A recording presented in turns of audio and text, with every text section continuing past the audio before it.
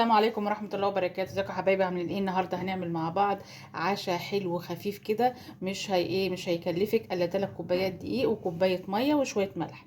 عندي اول حاجة 3 كوبايات دقيق،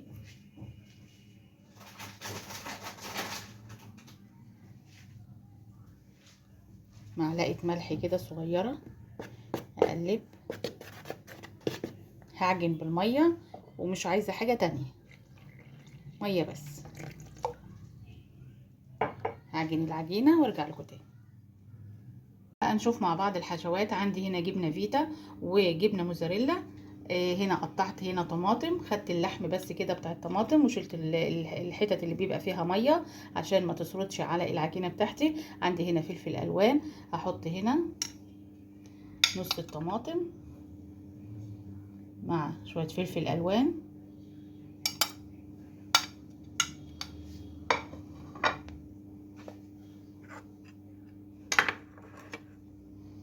عندي هنا زيت. طبعا انت لو عندك زيت زيتون حطي زيت زيتون، شويه زعتر،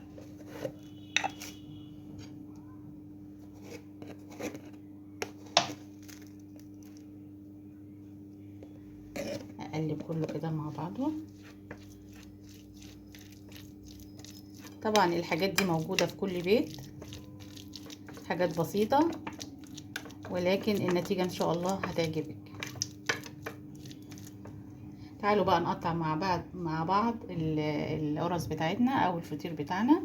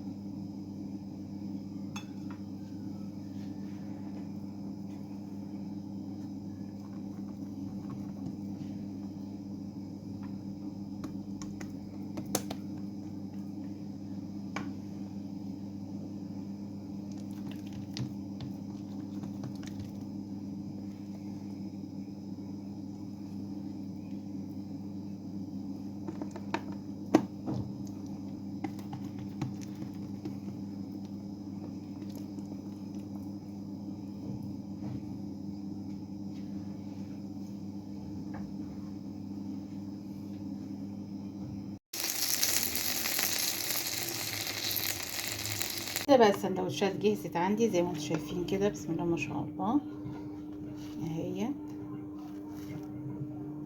طبعا ممكن تحطيها لابنك كده وهو رايح المدرسة او عشاء او فطار، وبألف هنا. واذا عجبكم بقى الفيديو اعملوا لايك واشتركوا في القناة، والسلام عليكم ورحمة الله وبركاته.